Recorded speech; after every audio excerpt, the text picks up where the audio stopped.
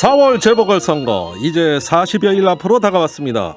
후보 간의 경선 아주 치열해지고 있습니다. 김종대의 뉴스업에서 여러분들을 위한 특별한 코너 준비했습니다. 후보로 본 현대사. 후보의 현대사라고 해도 되겠네요. 각 후보의 행적을 통해 가지고 인생 역정 현대사를 짚어봅니다.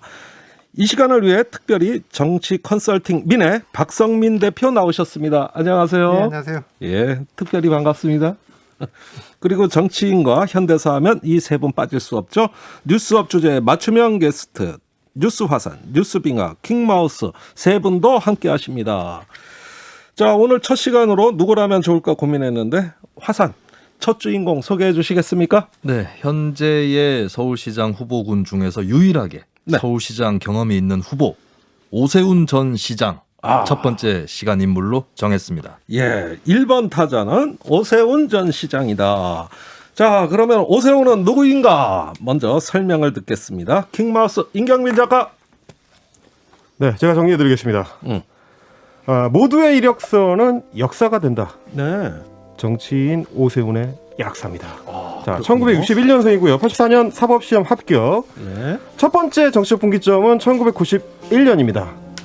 변호사 개업 직후에 인천 상곡동 경남아파트 주민 집단 소송 사건을 수임을 했는데 아파트 간격을 건설사에서 너무 가깝게 지어가지고 이제 햇빛이 들지 않으니까 일명 일조권 소송을 벌였는데 당시까지는 한국에 아직 생소했던 주거 환경권을 내세운 소송에서 승리를 하면서 역시 당시까지는 아직 생소했던 환경 전문 변호사로서 입지를 구축을 했습니다. 자, 훤칠한 인상과 깔끔한 목소리에 방송계가 주목을 했고요. MBC 생활법률 프로그램인 오변호사, 배변호사로 스타덤에 오른 뒤에 SBS 그것이 알고 싶다를 비롯한 시사 프로그램으로 유명세를 탔습니다. 자, 오죽했으면 1996년 2월 동아일보에 결혼하고 싶은 남성상 조사를 했더니 6위가 당시 오세훈 변호사였다. 7위가 누구냐면 참고로 영화배우 이병헌 씨였습니다. 자, 남성 스타의 상징이었던 양복 정장 광고를 하기도 했는데 그런 어떤 깔끔한 이미지를 바탕으로 2000년 16대 총선에서 한나라당 공천을 받았습니다. 그래서 서울 강남 을에서 당선이 됐지만 자, 정작 의정 활동에서는 그렇게까지 큰 임팩트를 보이지는 못했다라는 평가를 받다가 자, 2004년 임기 막판에 돌연 총선 불출마를 선언. 이후에 이제 정치자금법 개정에 앞장을 섭니다. 이게 이제 기업의 정치자금 후원 금지와 지구당 폐지를 담은 일명 오세훈법인데 정치 현실에 맞지 않는다는 비판도 많았지만 본인은 결국 깨끗한 정치라는 이미지를 자산으로 챙겨서 국회를 떠났습니다. 이 이미지 그대로 2005년이 되면 그 유명한 얼음 정수기 광고를 따내는데요. 당시 정수기 문구가 속보이는 얼음처럼 세상도 투명하게 였습니다. 직접 그 목소리 한번 들어보시죠. 속 보이는 얼음처럼 세상도 투명하게.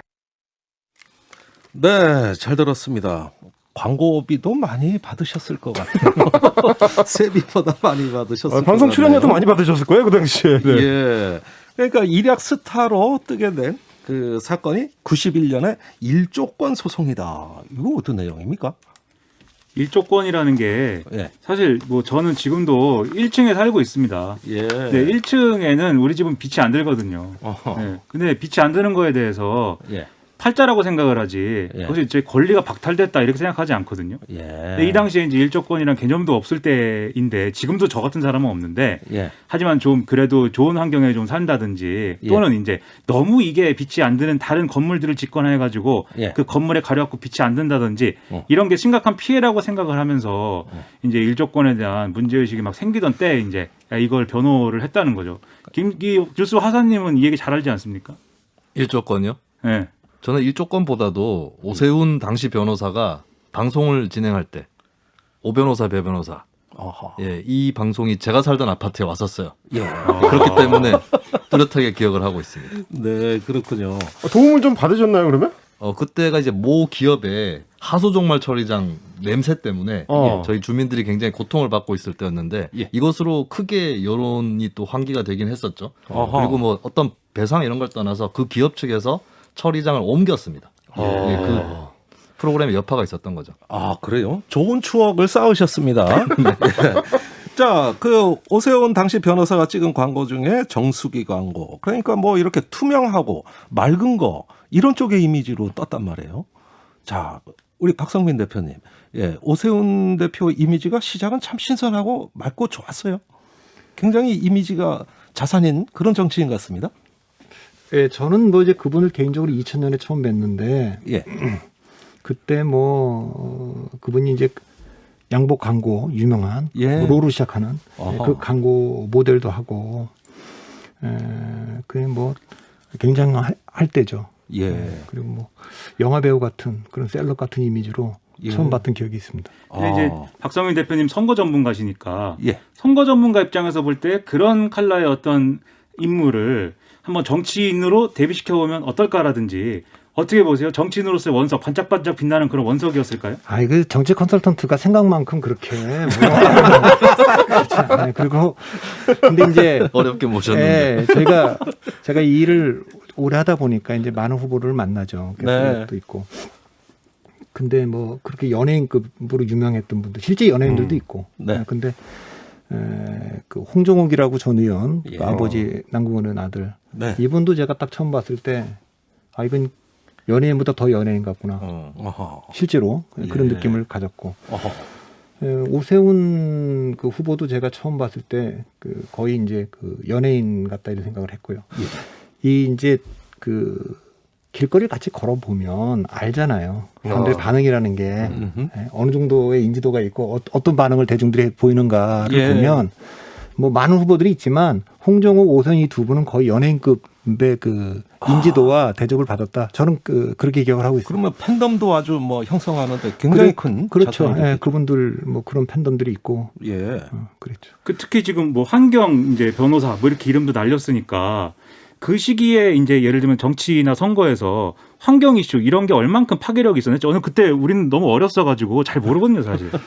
글쎄 이분이 2000년에 처음 나왔는데 2000년에 제가 사실 뭐 오 변호사, 배 변호사 이때는 제가 잘 몰랐고 뭐 그것이 알고 싶다 진행됐다 그러는데 실제 저는 2000년 총선 때부터 기억이 납니다. 근데 2000년 총선이라는 건 김대중 대통령이 이른바 이제 586도 그때 386이죠. 386을 대거 영입을 했어요. 그렇죠. 뭐 젊은 피 수혈 받는다고. 예, 그래서 네. 그 새천년 민주당이라는 당을 만들고 뭐 임종석, 이인영, 뭐 우상호, 오영식 이런 분들이 다 그때 이제 영입돼서 나간 거거든요. 맞습니다. 그렇게 했기 때문에 이해창 그 한나라당 대표도 영입을 안 할 수가 없었어요. 예. 예. 그리고 아마 제 생각에 그때 대표적으로 들어왔던 분들이 오세훈, 원희룡 이런 분들인데 또 이제 고지나 이런 분들도 운동권 출신들도 좀 들어오고 했지만 네. 특히 인기 있었던 분은 이제 원희룡, 오세훈 이 두 분이 굉장히 아마 모르긴 해도 그때 양당으로부터 다 아마 그 러브콜을 받았을 것 같아요. 예. 근데 이제 한나라당을 선택했고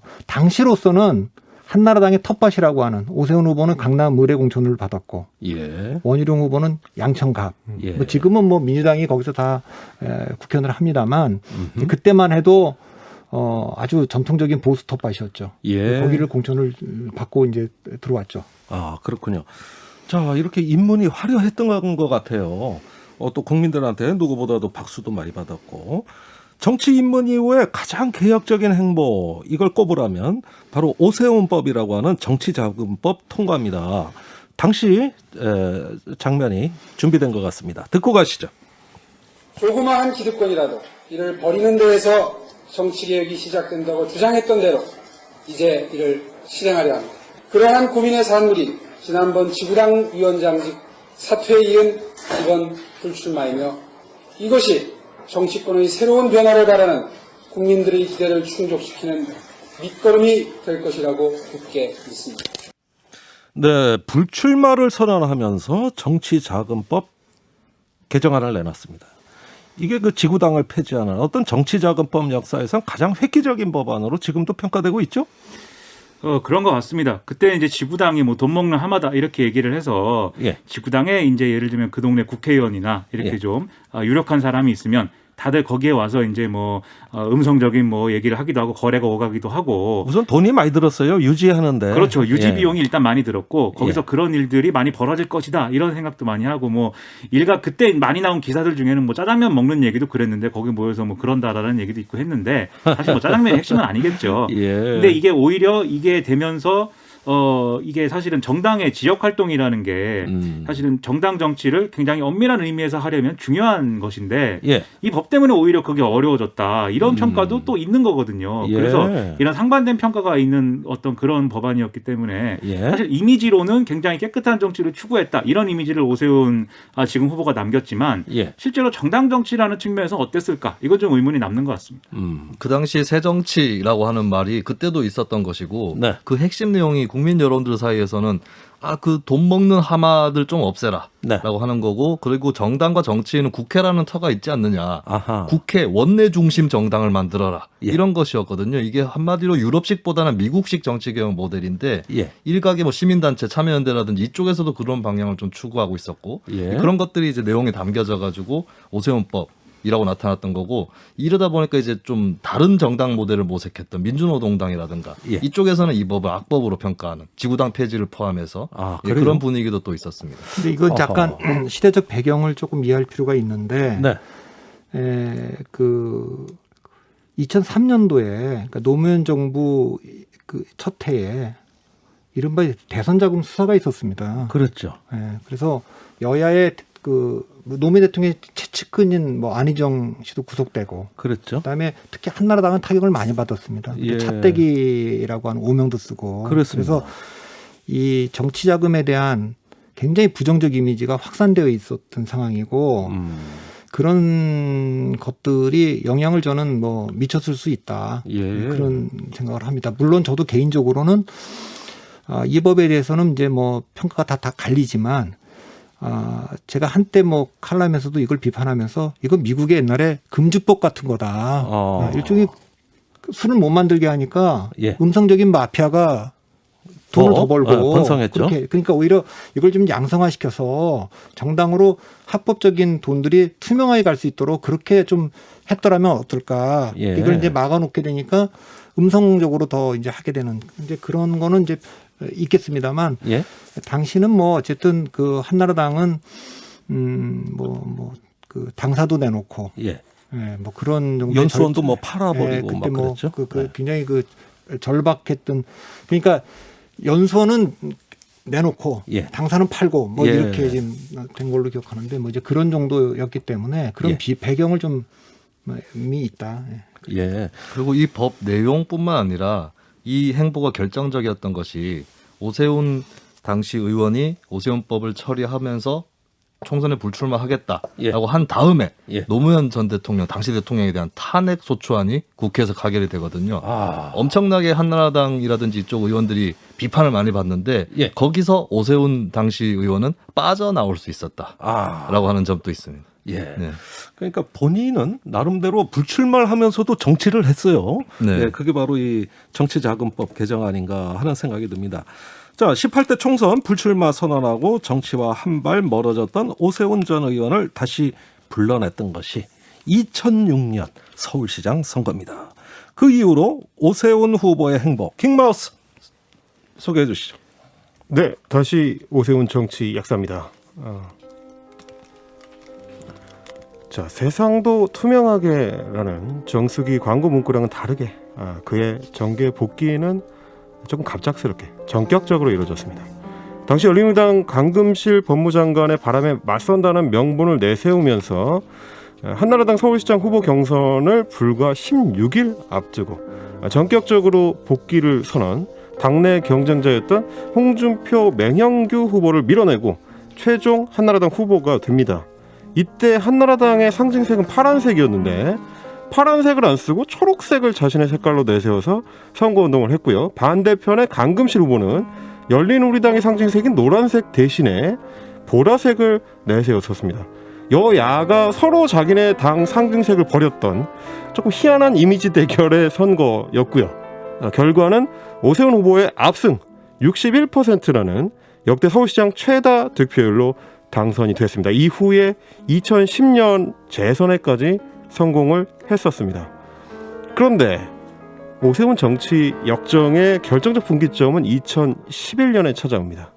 2010년 지방선거를 휩쓸었던 무상급식 정책에 반기를 들면서 당시 민주당이 다수였던 서울시의회와 계속 갈등을 빚다가 결국에는 시장직을 걸고 주민투표를 강행했는데 졌습니다. 그래서 시장직을 내려놓게 됩니다. 투표율 25.7%, 개표 요건인 30%를 넘기지 못하고 투표함은 개봉조차 못했습니다. 자, 투표가 끝난 바로 다음 날 당시 한나라당 지도부에 만류를 뿌리치고 퀵 사퇴. 퀵 하나는 저랑 좀 통하는 면이 있네요. 자, 5년간의 오세훈표 서울시정에서 오세이돈과 무상급식 반대라는 이미지만 남긴 채 이렇게 퇴장을 했습니다. 이 사태가 이후 10월 재보궐선거로 이어지면서 안철수의 급부상, 그리고 박원순의 서울시장 당선, 그리고 그야말로 기나긴 한나라당 고난의 행군의 시작이 될 줄은 아무도 미처 몰랐습니다. 문제의 2011년 이후에는 그야말로 복귀 노동과 패배의 반복입니다. 2016년 20대 총선 서울 종로구에서 정세균 현 총리와 맞붙어서 패배, 2017년 새누리당 탈당 후 바른정당으로 갔다가 다시 2018년 자유한국당 복당 해서 2019년 당대표 출마했다가 황교안 대표한테 패배, 2020년 21대 총선에서는 서울 광진구 을에서 고민정 의원과 맞붙어서 역시 패배, 그리고 2021년 10년 만에 다시 그 자리입니다. 서울시장 재보궐선거에 출마를 했는데요. 이미지에서 그 다음 이미지로 정치 행보를 이어왔던 정치인 오세훈이 2021년에 남길 마지막 이미지는 뭘까요? 네. 아유, 이 10년의 역사가 굉장히 좀 아주 파란만장합니다. 수많은 어떤 영광과 좌절이 막 교차하네요. 자, 2006년 총선 불출마를 선언하고 정계와 거리를 두었던 오세훈 후보가 혜성처럼 서울시장 후보에 등장했다. 어떻게 봐야 됩니까? 혜성처럼 등장했다. 네. 네. 이때 정말 혜성처럼 등장했는가 봐요. 네. 왜냐하면 그 전까지 서울시장 후보 누가 나갈 거냐 예. 이걸 놓고서는 당시에 이제 한나라당에서는 오세훈 사실 후보가 이렇게 거론되지 않던 시기가 있었고 오히려 홍준표 지금 의원이라든지 그리고 예. 지금은 상당히 잊혀진 이름입니다만 맹영규 전 의원이라든지 이런 사람들이 막 논쟁이 나올 때고 예. 정책도 무슨 뭐 반가 아파트 얘기도 있고 뭐 그랬던 시기로 기억을 하는데 예. 그런데 아무래도 이제 상대인 열린우리당에서 강금실 전 법무부 장관이 나온다고 하면서 예. 대항마처럼 이제 좀 거론된 측면이 있었던 걸로 기억을 하거든요. 그때 강금실 후보 열풍이 초반에 대단했는데. 그렇죠. 예. 그러니까 이건 사실 왜 한나라당이 이런 선택을 했는지는 선거 전문가한테만 물어봐야 되지 않겠습니까? 우리 박성민 대표. 결과적으로 보면 그 2006년 선거는 뭐 한나라당이 압승을 했기 때문에 예. 그 홍준표, 맹영규, 오세훈 누가 나가서도 그냥 압승을 했을 겁니다. 네. 근데 사실은 이제 맹영규 후보가 좀 앞서 나가면서 그 뒤에 이제 홍준표 후보가 뒤늦게 출마 선언하면서 경합을 하고 있을 때였죠. 예. 근데 여론조사를 할 때 네. 저는 지금도 불만인 게 대통령 후보들 할 때 이렇게 여야를 섞어갖고 쭉 늘어놓잖아요. 예. 다른 나라는 이렇게 안 합니다. 그렇습니다. 그러니까 미국은 이제 민주당, 공화당 따로 하죠. 여권, 야권을 같이 경쟁할 일이 없으니까. 네. 그렇게 하고 이제 가상대결을 붙이는 방식인데 지금도 우리는 뭐 여권, 야권을 분리해서 조사하는 게 좀 맞다고 봅니다. 그 다음에 예. 이제 각 그 진영의 대표 주자를 가상대결 붙여보면 되는 거죠. 예. 근데 이 2006년에 제 기억에 그런 식의 조사 방법이 거의 이제 처음 들어온 것 같아요. 쭉 늘어놓고. 예. 근데 그때는 기술적으로 이게 로테이션 되는 게 잘 안 돼서 강금실은 가나다 순으로, 홍준표는 휴씨가 뜻이 제일 뒤에 있고 강금실 가나다 순으로. 여론조사 전화가 오면 아니 그때 이제 누구를 후보들을 지지하십니까? 물어볼 때 사실 그 네. 나중에 교육감 2009년인가 언제까지 교육감 선거 때도 전부 다 뭐 강 씨가 제일 앞에 가는 가나다 순으로 후보를 이렇게 한 적도 있어요 우리가. 예. 그러니까 그럴 여론조사 때니까 과정에 물어보는 순서 말씀하시는 예, 거예요. 그렇게 물어보니까 가나다 순 물어보는 이제 그렇기 때문에 그때 사실 좀 혜택을 봤죠. 예. 1번으로 강금실 나오니까. 근데 사실 그래서 강금실 장관이 상당히 이제 경쟁력 있는 걸로 이제 초기에 좀 나왔는데 예. 그래서 이제 한나라당 내에서 이기려면 맹영규, 홍준표 갖고 안 된다. 아하. 예, 그러니까 안 하려고 하는 그 오세훈을 예. 그때 이제 좀 젊은 분들이 종용을 했죠. 당신 나와야 된다. 어허. 그래서 이제 뒤늦게 출마 선언하고 바로 출마한 것도 아니에요. 그 출마를 딱 하려고 했는데 당빈가를 안 내서 2년 동안 당원 자격이 민원하기로 없어요. 그러니까 예. 엄밀하게 말하면 그때 이제 홍준표 대표가 만들어놨던 그 홍준표 혁신안에서 만들었던 2-3-3-2 방식이라고 하는 게 한나라당 대선 경선을 위해서 그 다음에 2007년에 대통령 경선을 위해서 만들어놓은 룰이 있는데 그 룰로 서울시장 선거를 이제 처음 치러보는 겁니다. 예. 뭐 대의원 당원 그다음에 국민 참여 선거인단 그다음에 여론조사 이렇게 된 건데 우선 후보 자격이 없는 거예요. 그러니까 본인도 아마 사퇴를 고민했을 것 같아요. 근데 네. 통 크게 맹현교 홍준표 두 분이 선배답게 그거 뭐 같이 하자. 진짜로 그걸 통 크게 열어준 거예요. 예. 열어줘서 이제 후보가 되고 압승을 했죠. 그때 뭐 누가 나가도 압승을 했을 겁니다. 아, 그렇군요. 꼭 오세훈만이 아니어도 이길 수 있었다. 네. 그 당시 얘기입니까? 열린우리당 분위기가 너무 나빠가지고 예. 결과적으로도 광역단체장 중에 전라북도 도지사 한 명만 당선이 됐었죠. 네. 그렇기 때문에 결과론적으로 보면 한나라당에서 누가 서울시장 후보로 나갔어도 승리했을 거다라고 예. 하는 그러니까 가정이 결국은 이 강금실 1위라는 그 성적이 오세훈 지금 후보로서는 상당히 득이 된 거네요. 개인으로 놓고 보면. 그렇죠. 호명을 당한 계기가 강금실 요인이었으니까요. 자, 이게 뭐 선거는 그렇게 해서 무난히 사필기정처럼 이겼다 이거예요. 그런데 서울시장에 갑니다. 그리고 2010년에는 서울시장 재선에도 성공합니다. 이 정도면은 성공한 시장 아니냐 이러는데 재선 시장 때 돌발 변수가 발생하죠. 시장직을 걸고 나서며 울먹이는 모습이 있었습니다. 무상급식 주민투표 문제였습니다. 당시 음성 듣고 가겠습니다.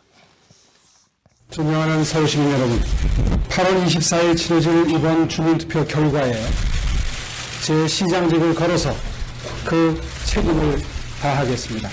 오늘의 제 결정이 이 나라의 지속가능한 복지와 참된 민주주의가 뿌리를 내리고 열매를 맺는 데 하나의 씨앗이 될 수 있다면 저 오세훈 역사의 뒤안길로 사라진다고 해도 더 이상 후회는 없습니다. 오, 굉장히 비장한 성명서입니다. 시장직을 내려놓겠다는 이야기예요. 그 정도로 당시에 무상급식 이슈가 이렇게 중요한 문제였나요? 그 당시에 이제 그 2010년 지방선거에서 무상급식 열풍이 뭐 불고 이래가지고 네. 그 당시 제 기억으로는 당시 야당이었던 지금의 더불어민주당, 예. 그때는 민주통합당이었습니까? 아무튼 그 당이 상당히 이제 성적을 많이 이제 거두고 그리고 전국적으로 하여간 무상급식 이슈는 굉장히 파괴력 있는 이슈로 여겨지던 시절이었죠. 예. 그래서 저는 아직도 사실 그때도 그렇고 지금도 그렇고 잘 이해는 안 되는 게 예. 그러한 파괴력 있는 이슈이고 전국적인 열풍이 있었는데 왜 굳이 오세훈 시장은 당시에 이런 약속을 걸고 주민투표를 강행하려고 했을까? 뭐 해석은 분분했습니다. 저 같은 정치평론가들이 대선으로 가려는 뭐 징검다리이다 뭐 여러 가지 해석을 했습니다만 예. 왜인지가 아직도 궁금하고 예. 역시 박성민 대표님한테 물어봐야 됩니다. 왜 그랬을까요? 말씀해 주세요. 이것도 배경 설명 필요해요. 예. 2006년, 7년, 8년을 한나라당이 크게 세 번 다 압승합니다. 2006년 지방선거도 역사상 유례 없는 압승을 했고 네. 2007년 대통령 선거도 530만 표 차이로 이명박 그 후보가 당선되고 네. 2008년 총선도 여당이 뭐 한나라당이 압승을 하죠. 민주당이 패배했고 그때 굉장히 암울했을 텐데 2009년에 노무현 대통령과 그 김대중 대통령 두 분 다 돌아가십니다. 특히 노무현 대통령의 그 죽음이라는 게 그때 야당에다가 좀 새로운 분위기를 그래서 2010년 선거는 지방선거는 이른바 친노의 부활이에요. 예. 그러니까 대거 친노들이 구청장, 시장, 도지사, 뭐 광역단장에도 이제 공천을 받고요. 네. 이렇게 온 겁니다.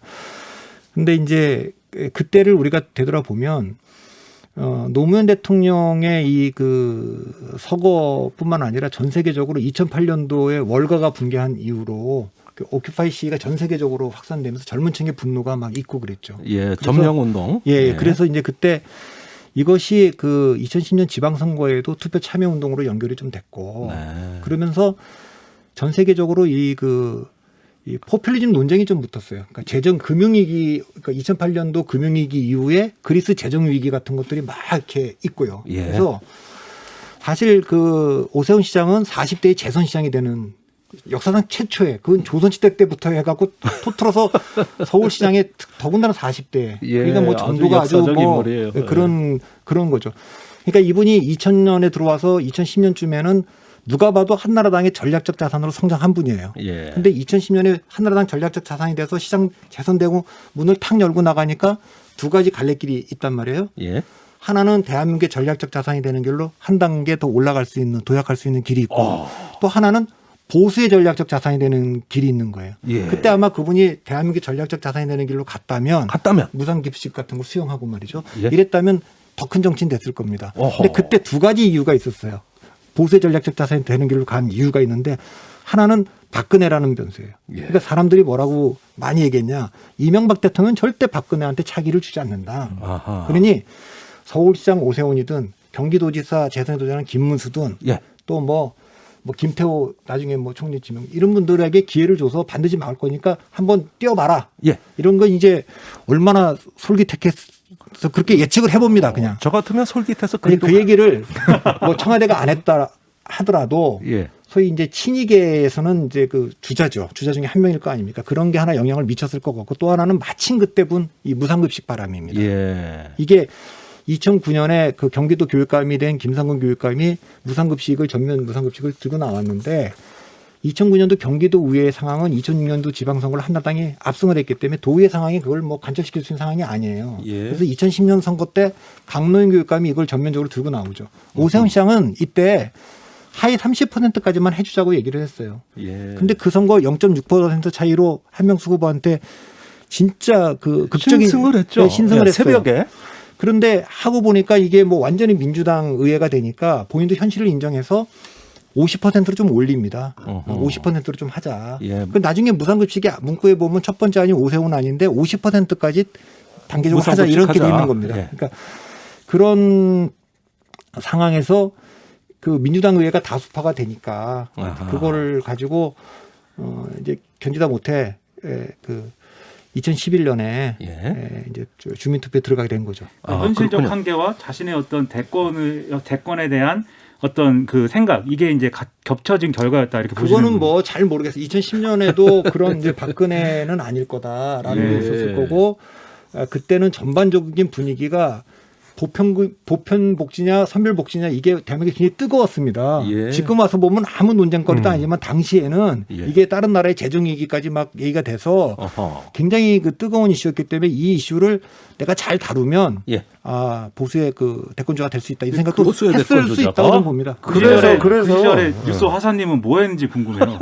저는 그때 지방의원을 하고 있었기 때문에 예. 제가 일하고 있던 공간에서도 무상급식이 대단히 큰 화제였고 예. 그래서 이 주민투표 과정을 굉장히 눈여겨보고 있었죠. 아하. 근데 공교롭게도 제가 다녔던 대학교에서 비슷한 일이 있었습니다. 네. 당시 총학생회장이 총여학생회를 폐지하겠다면서 예. 학생 총투표에 이걸 붙이거든요. 아이. 그때 결국에 그 학생회장이 투표율이 안 올라가니까 예. 무릎을 꿇었습니다. 아하. 투표해달라. 예. 그리고 투표율은 최종적으로 25%가 나왔어요. 어허. 그래서 저는 그때의 경험을 토대로 오세훈 주민투표도 똑같이 된다. 예. 오세훈 시장도 무릎을 꿇고 투표율도 25%좀 나온다. 그 결과는 학교 참 훌륭한 25.7%였어요. 예. 특별한 관련은 없는 것 같은데. 평행 얘기 25%까지로 평행 이론이고. 내가 그때도 맞췄다 이거죠. 근데 이게 얼마나 강렬한 효과를 발휘했냐면 사실 오세훈 당시 시장이 그 전에는 예. 학습 준비물 학교에서 지원하는 것도 서울시 정책으로 했었고 네. 민간 어린이집 보육료라든지 이런 지원도 굉장히 늘렸었거든요. 네. 그런 복지시장의 이미지가 있었는데 예. 이 투표를 통해서 그 부분은 좀 잊혀졌다라고 하는 측면이 있는 거죠. 자, 투표 이야기로 바로 넘어갈게요. 그런데 질문이 들어왔어요. 그 아까 킹마 브리핑 네. 중에 오세이돈이라는 용어가 나왔는데 네. 예, 그건 왜 나온 건지 그거 좀 짚어주시죠. 자, 2011년 그 주민투표가 있던 해에 예. 7월에 집중호우가 서울에 쏟아진 적이 있습니다. 네. 그래서 그 해에 이 서울 강남대로나 혹은 이제 광화문 대로까지도 생각납니다. 엄청난 침수 사태가 발생을 완전 했었거든요. 물바다였어요. 예. 물바다가 되고 저도 이제 뭐 개인적인 경험으로는 그 당시에 그 여의도 이제 국회 그 주차장에서 차를 세워놨다가 예. 차가 침수가 됐던 아하. 그런 경험을 하면서 오세이돈이라는 이름이 저의 그 뇌리에도 강하게 아주 새겨졌던 예. 이런 사태인데 그러다 보니까 그 당시에 이제 서울 시민들 사이에서 인터넷을 중심으로 어떤 패러디가 들어왔냐면 예.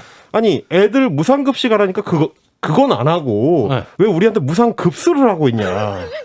이제 이런 식의 이제 비꼬기. 예. 그래서 그 물난리 사태 이후에 7월에 물난리 사태 이후에 8월에 무상급식 주민투표가 이어졌기 때문에 예. 정치적으로는 굉장히 부담을 크게 안고 주민투표로 넘어갔던 그런 어떤 전국의 이제 상황이 좀 있었지요. 예. 자, 그래서 빗대서 말씀하셨다 이런 설명입니다. 자, 어쨌든 주민투표 시작이 됩니다. 그런데 투표율이 원하는 수치에 미치지 못하고 투표하면 개봉도 못하는 이런 사태가 되니까 그 다음 날 즉각 사퇴를 결정했는데요. 그 장면 들어보시죠. 저는 주민투표의 결과에 책임을 지고 오늘 시장직에서 물러나고자 합니다. 대한민국 복지 방향에 대한 서울 시민의 뜻이 어디에 있는지 결국 확인하지 못하고 아쉽게 투표함을 닫게 된 점 매우 송구스럽고 죄송스럽게 생각합니다. 자, 이렇게 해서 서울시장에 물러납니다. 당연히 시민들과 정치권 충격을 받았죠. 특히 당시에 그 한나라당 뭐 시끌벅적했겠죠. 뭐 아주 뭐 이건 폭탄이 터진 거 아닙니까? 그렇죠. 서울시장이 어쨌든 이렇게 무모한 도전 끝에 무모한 예. 사퇴를 결정했으니 자당 소속의 서울시장이 이렇게 없어졌으니 예. 얼마나 또 혼란스러웠겠습니까. 그리고 이게 사실은 서울시장 사퇴가 당내에서도 반대가 많지 않았습니까? 예. 그럼에도 불구하고 결행을 한 것이었기 때문에 뭐 시한폭탄이 터진 것 같은 그런 분위기였던 걸로 저는 기억을 합니다. 예. 그리고 이제 시기가 문제였는데요. 예. 그러니까 주민투표에서 졌더라도 사퇴 시기를 굳이 바로 붙여서 할 필요가 있느냐라는 게 그 당시에 이제 한나라당 내부의 대체적인 얘기인데 왜 그러냐면 이제 재보궐선거가 10월에 치러지기 때문에 예. 바로 재보궐선거에서 서울시장 그 후보가 붙게 되면 정치적으로 상당히 부담이니까 조금 늦춰서 예. 10월 이후에 사퇴를 해라라는 예. 게 그 당시에 이제 당 지도부의 그 의견이었습니다. 아하. 근데 이제 오세훈 당시 서울시장이 그 말을 안 듣고 예. 예, 이 투표가 끝나자마자 예. 바로 사퇴를 해버리는 바람에 더 이제 당에서 큰 질책을 받았었던. 자, 그런 그러면 상황이죠. 당시 대표가 홍준표 대표 맞습니까? 네, 그렇습니다. 이 두 분 사이에 이제 긴장이 조성돼 가지고 악연이 시작된 것 같아요. 그 과정을 킹마가 정리했습니다. 듣고 가시죠. 네. 홍준표와 오세훈 두 사람의 악연의 시작점은 좀 전에도 설명을 드렸다시피 2006년이었습니다. 2005년부터 사실 홍준표 당시 의원은 이제 서울시장 선거를 준비를 해왔는데 당내에서는 이제 맹영규 행안부 장관하고 이제 각축을 벌이고 있었고요. 근데 이제 뭐 아까 박성민 대표께서 설명해 주셨다시피 장기적으로 봤을 때는 어차피 이길 선거였는데 느닷없이 오세훈이 끼어들어서 내가 서울시장직을 놓쳤다라는 이제 일종의 원한이 그때 이제 생기게 됐었던 거고, 그래서 이제 그 당시에 홍준표 의원 같은 경우도 계속해서 얘기를 했던 게 아니 나는 10년 동안 당에서 시키는 대로 저격수를 하라 그러면 저격수를 하고 암살수를 하라 그러면 암살수를 했는데 2년 동안 당비도 안 냈던 사람한테 이제 후보 자격을 내주라는 말이냐? 이런 불만을 표시하기도 했었습니다. 그러다가 이제 우리가 지금 얘기하고 있는 2011년 무상급식 주민투표 당시에는 홍준표 당시 한나라당 대표 시절입니다. 그래서 당 내의 반대에도 불구하고 그 당시에는 친박계였던 유승민 의원이나 황의여 의원, 그리운 이름들이네요. 그분들이 강력하게 반대를 했는데 그 반대를 뚫고 무상급식 주민투표를 지원했었습니다.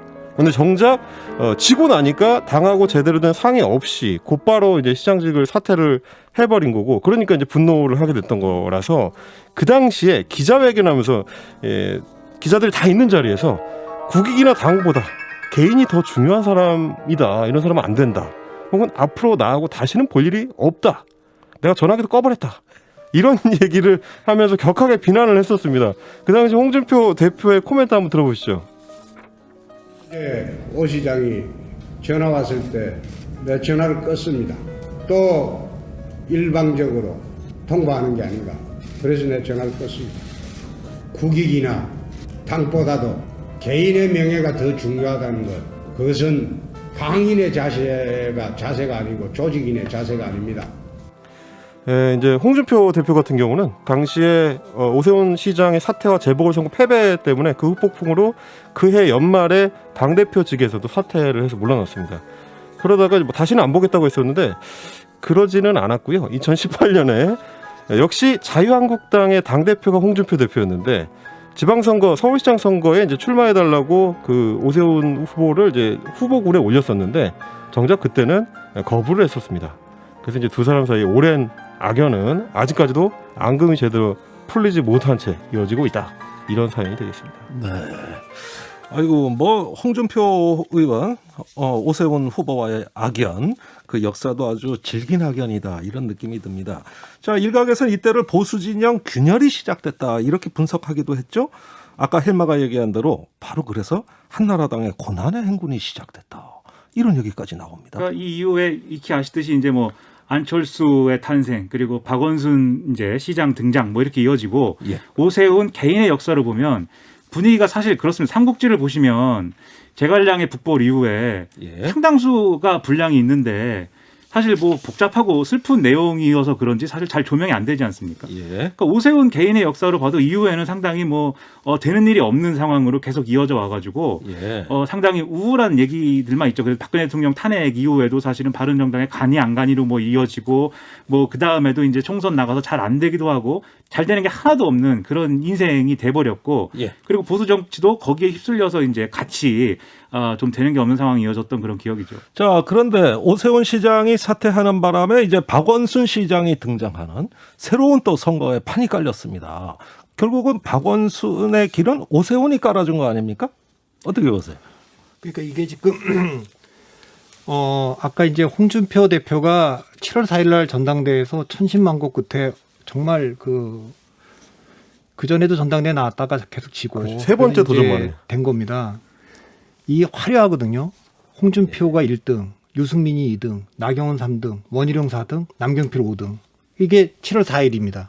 7월 4일에 이렇게 됐는데 그 뒤에 이 무상급식이 무산됐지 않습니까? 예. 아마 홍준표 당대표하고 청와대 임태희 실장하고 오세훈 시장 간에는 사퇴를 하더라도 그럼 8월 20일 이미 약속을 했으니까 미달되면 사퇴한다고 약속을 했으니까 하더라도 10월 26일 날 이후에 하게 되면 4월 총선과 같이 할 수 있는 거 아니냐. 아하. 그렇게는 양해를 구했던 것 같아요. 예, 그건 뭐 그 세 분 사이의 약속일 테니까 제가 잘 모릅니다만 근데 그게 잘 안 지켜지고 일찍 하게 되니까 그 홍준표 대표가 그런 반응을 아까 저런 반응을 보인 것 같고 네. 문제는 그때 야당이 굉장히 지리멸렬할 때였습니다. 예. 물론 그에 있어서 2011년 4월 달에 보궐선거는 민주당이 이겼어요. 뭐 그 강제서 손학규한테 지기도 하고 막 그랬지만 총선 전망만 놓고 보면 이 그 7월 4일 전당대회 이후에 굉장히 한나라당이 새롭게 지금 하고 있는데 이 갑자기 10월 26일 보궐선거가 장애 우량주인 안철수와 박원순을 야권으로 재편시켰어요. 아하. 그 장애 우량주였는데 가만히 있었으면 그분들이 야권으로 갈 일이 민주당으로 갈 일이 아닌데 야권으로 재편시켰고 예. 12.6 선거를 진 것뿐만 아니라 그해 그 끝나고 나서 선관위 디도스 공격 파문이 있어갖고 결국 어떻게 됐느냐 12월 27일 날 박근혜 비대위원장이 들어서거든요. 네. 이게 왜 보수 역사에서 중요하냐면 본인은 좀 억울할 수 있어요. 알겠습니다. 왜냐하면 2012년에 총선과 2012년 대통령 선거를 이겼으니까. 예. 그런데 죄송합니다. 네. 예. 더 듣고 싶은데. 시간이 없군요. 예. 모자란 이야기는 계속 들을 수 있습니다. 다음에도 또 청하겠습니다. 자, 여러 가지 이야기 참 파란만장하네요. 그 박성민 대표 말씀하시는 중에 생방송이 끊어졌습니다. 그래서 번외편으로 그 아껴둔 이야기가 있기 때문에 조금 더 하겠습니다. 훨씬 더 유튜브로 중요한 보시는 얘기가 있죠. 분들, 네, 지금 계속 나갑니다. 이거 처음 하는 거라 시행착오가 너무 많은 것 같아요. 네. 왜 사람이 이렇게 많아야 될까요? 박 대표님 말씀만 들어도 되잖아요. 예, 아니 아까 알겠습니다. 제가 방송 하다가 이게 저는 이제 진짜 오랜만에 라디오를 해서 또 유튜브를 하니까 제가 적응을 잘 못하는데 아닙니다. 그 저희가 12월 잘못했어요. 2011년이 왜 중요한 해냐면 그게 한국 정치의 지금 구도가 그 해에 다 완성된 거거든요. 네. 그러니까 실제로 그 안철수, 박원순, 뭐 오세훈, 나경원, 박영선 이런 얘기 하지만 그 해에 문재인도 재등장하는 겁니다. 사실 노무현 대통령 돌아가시고 나서 정계 은퇴뿐만 아니라 완전히 그 초야에 묻혀 있던 그 문재인이란 분이 그때 책을 내고 출판 기념회 한 게 바로 이때쯤입니다. 네. 그러니까 이게 뭐 사실 뭐 낙검수가 등장한 것도 이해고. 네. 자, 그런데 박근혜 그 보수 정당으로만 보면 그 박근혜 비대위가 들어서는 거거든요. 예. 사실 그 전당대에서 7월 4일 전당대에서 홍준표, 유승민, 나경원, 원희룡, 남경필 이렇게 5분이 됐는데 지도부가 네. 처음부터 그 전당대에서 유승민, 원희룡은 반홍입니다. 반홍. 반홍. 그러니까 나경원, 남경필이 홍준표 대표의 편을 들어서 3대2로 그냥 가는 거죠. 예. 이제 그런 구도가 이 그 11억 재보선 이후에 남경필마저 이탈하니까 2대3을 됐다가 나경원마저 이탈하니까 못 견디고 그만뒀고 결국 박근혜 비대위가 들어왔잖아요. 네. 박근혜 비대위가 들어왔다는 건 한국 보수 정당에서 굉장히 의미가 있는 겁니다. 그러니까 그렇죠. 2012년에 총선 승리를 했죠. 152석인가를 했고 예. 그거는 그해 대통령 선거에 박근혜 그 대망론이라는 게 충청도 강원도까지 막 상륙을 했는데 예. 중요한 건 보수 정당 내에 미래연대 오세훈이 포함됐던 미래연대라든가 이 개혁파들이 계속 있었잖아요. 예. 근데 이때를 기점으로 거의 개혁파 목소리가 사라지게 된 겁니다. 아하. 박근혜 그 비대위원장이 이제 딱 그 패권을 쥐면서 네. 그래서 박근혜 대통령이 2012년 총 대선을 이겼지만 그 뒤부터 개혁파의 목소리가 그 보수정당 내에서 새누리당 안에서 사라지게 된 예. 역사적 계기가 됐기 때문에 아마 그 점이 오세훈 후보도 되돌아보면 지금 가면 개인보다도 당이나 이런 그런 역사의 아픔이 좀 있지 않을까. 돌아가면 네. 그 선택 안 하겠다고 하는 거는 개인적인 욕심 때문이 아니라 그런 당의 어떤 또 정치의 그런 흐름이 예. 조금 보수화된 거에 대한 그런 후회가 있을 것 같습니다. 그러니까 보수 정치가 아하. 그렇게 되면서 사실 오세훈 후보가 가진 이 무상급식 투표 이전까지의 장점도 자기가 발휘할 수 있는 공간이 사실상 없어진 거 아닙니까? 그러다 보니까 계속 표류한 거 아니겠어요? 음흠. 그러니까 그게 좀 안타까울 거예요. 왜냐하면 네. 이제 서울시장도 재선에 처음 재선시장에 나온 거고 경기도지사도 김문수 지사가 처음 나온 거고 예. 그것이 아까도 말했지만 이명박 대통령은 보수의 다음 대통령 박근혜는 아닐 거야. 아하. 뭐 이런 거에 대한 오판들 예. 그런 걸 그랬으면은 사실 그렇게 할 거였으면은 이명박 대통령이나 그때 그 한나라당의 지도부가 좀 세게 좀 뭘 한번 드라이브를 걸어서면 되는데 예. 그렇게도 못하고 그래서 예. 여권 내 야당인 박근혜한테 권력이 넘어갔죠. 예. 그런 와중에 좀 알겠습니다. 그러면은 지금 상황하고 한번 비교해 보죠. 예, 문제는 이번 선거입니다. 이번에도 개혁 보수냐 전통적 보수냐 오세훈과 나경원 이런 식의 어떤 그 색깔의 분화는 이루어지고 있거든요. 그때 당시와 데자뷰 아니냐 이런 의문도 들어요. 이번 선거에서의 오세훈 후보의 중요성 좀 설명해 주시죠. 뭐 중요한 후보일 텐데 근데 이제 지금 말씀하셨듯이 과거에 이제 무상급식 투표 전에 그 구도였으면 네. 지금 말씀하신 구도로 사실은 당내 경선도 진행이 돼야겠죠. 예. 근데 지금 사실 오세훈 후보, 나경원 후보 이렇게 둘을 놓고 봤을 때 네. 나경원 후보에 대한 비토 정서랑 그다음에 나경원 후보에 대한 어떤 그 좀 우측에서의 지지 이런 것들은 확고하게 이제 있는 상황이라고 보이는데 왜냐하면 그 전에 패스트트랙 대응도 있고 뭐 자기가 쌓아온 이미지도 있고 그런 게 있으니까. 예. 근데 오세훈 후보가 여론조사상 뭐 중도층의 지지가 잘 나오는 뭐 여론조사도 있긴 하겠지만 예. 오세훈 후보로 집중되어 있는 어떤 그런 지지라는 게 이게 중도층 또는 개혁파의 지지인 거냐 그거 좀 아하. 의문인 거죠 사실. 그렇지 않습니까? 그러니까 이게 약간 보충 설명이 필요한데 한국의 보수 정당이 태동한 거는 사실 뭐 어떤 사람들은 뭐 옛날 일제시대 직후까지 끌고 가는데 그건 좀 심하고 1990년 3당 합당으로 봐야 되거든요. 예. 3당 합당에 노태우 대통령이 이끌던 민정당에 김영삼이 이끄는 통일민주당에 합류한 거거든요. 예. 이거 어떻게 보면 리버럴이라고 얘기할 수도 있고 개혁파라고 얘기할 수도 있고 중도라고 얘기할 수 있는데 그래서 세력이 팽팽해요. 예. 그래서 저 보수정당은 개혁파와 보수파가 굉장히 팽팽했습니다. 네.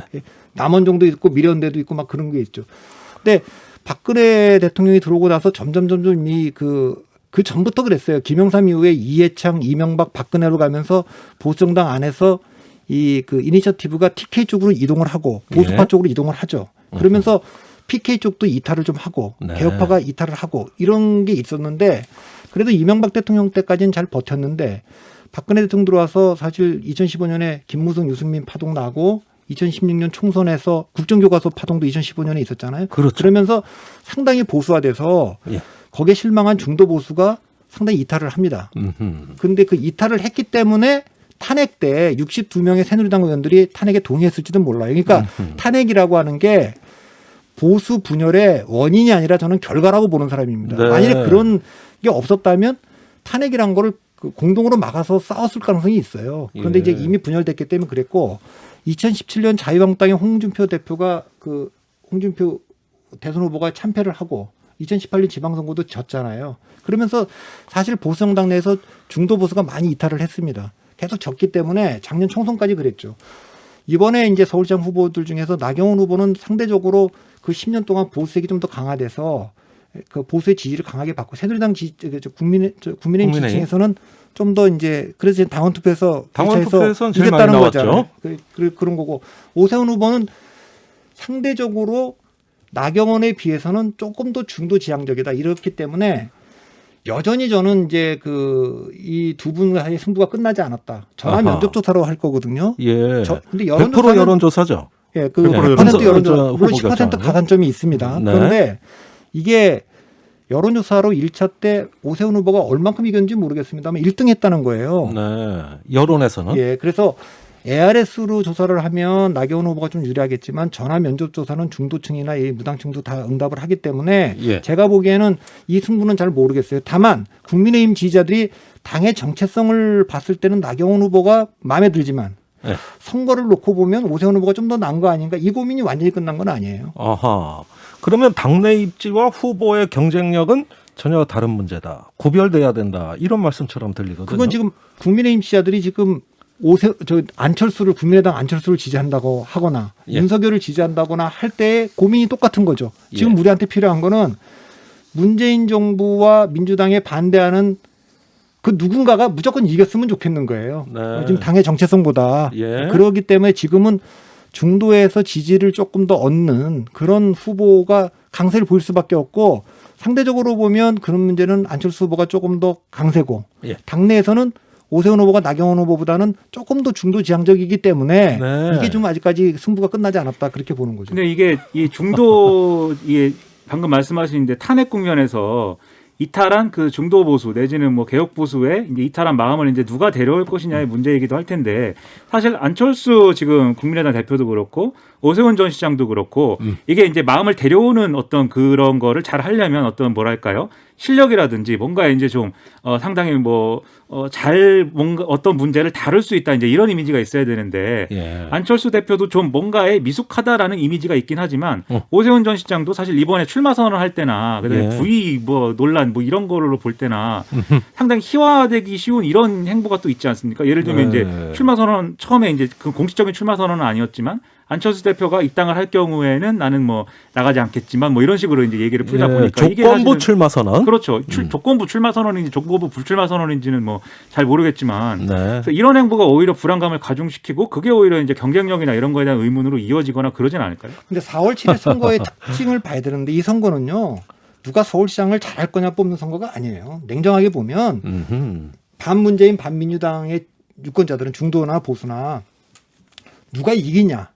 그러니까 여기서 중요한 거는 민주당 후보가 아닌 사람 누군가가 되는 게 좀 중요하고 이길 후보를 찾고 있는 거기 때문에 네. 그 상대적으로 그리고 오세훈 후보는 이미 서울시장을 2번이나 한 분이잖아요. 기본적으로 시장에 대한 이 시정에 대한 판단이나 이런 거는 다 돼 있다고 좀 보고 있을 겁니다. 그러니까 아하.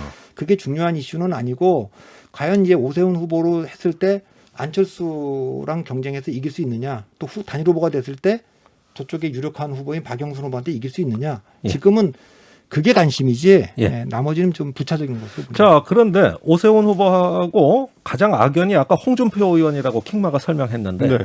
그 홍준표 의원이 고춧가루를 잘 뿌려요. 네. 또 이분이 한 고춧가루가 있어요. 네네.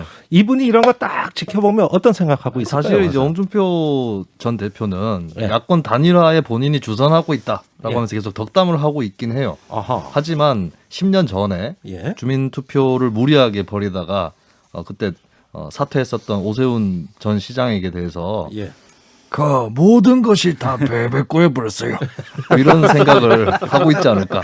속마음으로는. 속마음으로 네. 베베꼬였다. 그때 내 말만 들었어도 예. 네, 이런 얘기를 속으로 하고 있지 않을까. 그분 요즘 안철수 후보 칭찬하기에 바쁘시대. 여기저기 다 덕담을 하고 있죠. 아, 그렇습니까? 근데 칭찬을 하면서도 안초딩 뭐 이렇게 놀린 거에 대해서 사과한다. 예. 라고 얘기함으로써 그때의 기억을 다시 상기시키는 예. 네, 그런 묘한 발언을 하기도 했습니다. 아, 그런 홍준표 묘한 대표는 발언. 지금 두 가지가 목표일 거예요. 첫째는 지금 계기 지금 주인 행사를 하고 있잖아요. 홍준표 입장에서 보면 예. 김종인이라는 분이 차고 앉아서 못 들어오게 하고 있잖아요. 예. 뭐 대선을 나가려고 해도 당에 들어와야 되는데. 그렇죠. 그러니까 그분 입장에서는 안철수가 되든 나경원이 되든 오세훈이 되든 상관이 없는 거예요. 누구든 되면 그 나경원과 오세훈은 원래 전통적으로 국민의힘이라고 하는 보수 정당의 맥을 같이 하는 분이고 예. 자기랑 같이 이 정당의 주인이라는 거죠. 안철수는 김종인하고 지금 이렇게 돼 있는 거 아니에요. 누가 되더라도 본인이 움직일 수 있는 공간은 열린다. 이제 이런 게 하나 있을 것 같고요. 네. 두 번째는 본인이 이번에 선거를 보니까 서울시장 선거도 중도 지향적인 사람들이 저렇게 그 주목을 받고 그러는구나. 그러니까 나경원 후보도 그렇고 홍준표 대표도 그렇고 작년까지는 굉장히 보수적인 얘기를 많이 했잖아요. 뭐 예. 보수 우파 뭐 이런 얘기도 많이 하고 중도인 척 하지 않겠다 이런 얘기도 하고 그랬는데 이게 중도의 지지를 받아야 되는구나 이 생각들을 많이 하고 예. 그런 점에서 조금 더 그 유화적인 태도를 보이는 거. 이 두 가지 유화적인 중도적인 이미지를 회복하는 거와 국민의힘이나 야권이 이기는 거 이 두 가지에 집중하고 있는 거죠. 지금. 예, 알겠습니다. 궁금한 게 생기는데 어쨌든 지금 이제 국민의힘 후보가 나올 때하고 그다음에 안철수 대표하고의 이제 단일화 국면에서 국민의힘 후보는 누가 나오든지 간에 안철수 대표하고 단일화 국면에서 불리하다가 지금 여러 여론조사의 어떤 결론으로 생각이 되는데 앞으로 오세훈 후보가 어쨌든 나경원 후보 뭐 다음에 얘기할 거니까 오세훈 후보가 안철수 남은 기간에서라도 뭔가를 해서 안철수 대표를 단일화를 통해서 이기려면 뭘 해야 될까요? 근데 오세훈 후보는 제가 보기에는 좀 억울한 점도 있는 옛날 무상급식에 대해서도 좀 억울해하는 게 좀 있는 것 같고 실제로 지난번에 강진구에 가서 진 것도 사실 오세훈이니까 2점 몇 프로로 진 것도 사실일 거예요. 네. 사실 그 험지에 가서 선전한 겁니다. 그리고 이번에도 보면 사실 그 1월 7일 날인가요? 안철수가 합당하면 나는 출마를 접겠다.